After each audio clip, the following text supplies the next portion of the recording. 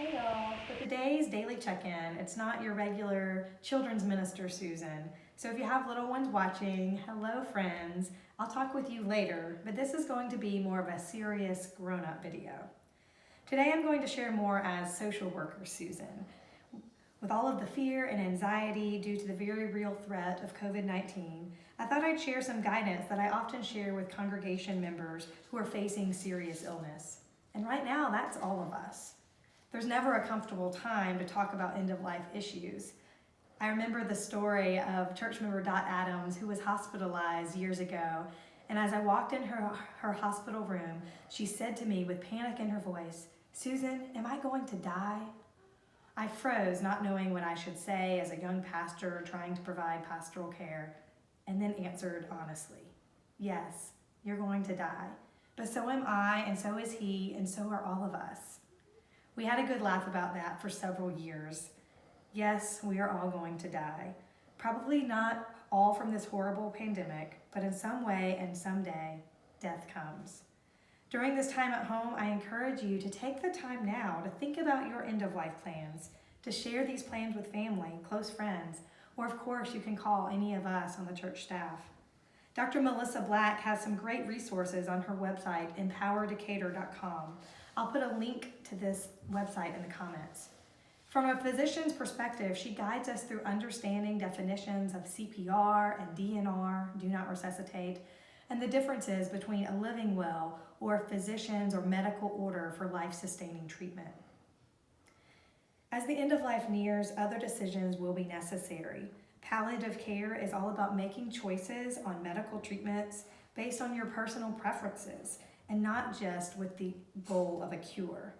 From a faith perspective, of course, these choices are guided by our core beliefs that death is not the end, but that eternal life awaits our human bodies even after our human bodies no longer live.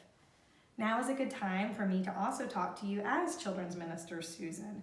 How we talk about illness, death, and heaven with children in our lives is so important.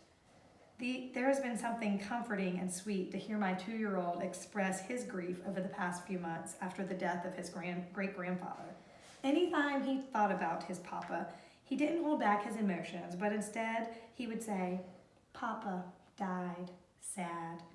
And we'd be able to reaffirm, "Yes, buddy, Papa died and we are sad, but we'll be together again one day in heaven."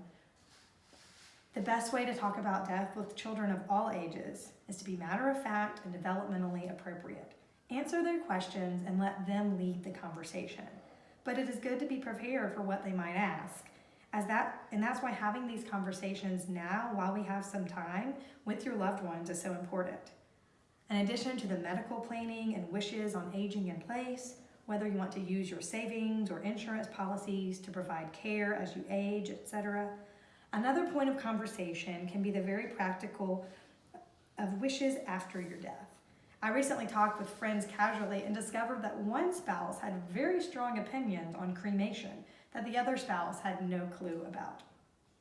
These are not bad words: burial, cremation, cemetery, funeral. And of course, we, your pastors, are available to help with planning ahead for funerals and memorial services. What a relief it is for family members when you have planned ahead, and sometimes it can be comic relief. I remember the time that I was meeting with a grieving family and they started to plan the opening hymn to be Amazing Grace. And I pulled out the funeral notes I had from a few years earlier and said, "Well, actually, Grandma said, 'Not over my dead body will we sing Amazing Grace at my service.'"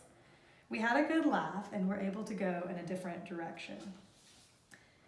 We have the opportunity to have engaging and thoughtful conversations with our loved ones during this time. Share your favorite scriptures or your least favorite scriptures. Share your favorite songs and hymns or your least favorite songs and hymns. Heck, share your favorite pastors or your least favorite pastors. Share things that would be meaningful for you to celebrate the life of your loved ones and the impact that you want to have when our time comes to say goodbye. Again, if you